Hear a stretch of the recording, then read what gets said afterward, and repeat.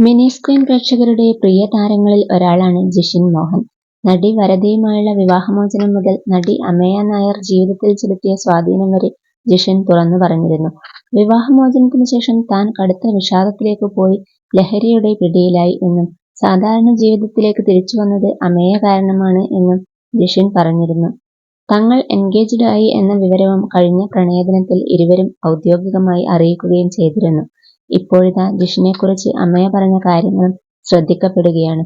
ജിഷിനെ ജീവിത പങ്കാളിയായി സ്വീകരിക്കുന്നത് റിസ്ക് അല്ലേയെന്ന് സ്വന്തം സഹോദരി പോലും തന്നോട് ചോദിച്ചിരുന്നെന്ന് അമേയ പറയുന്നു.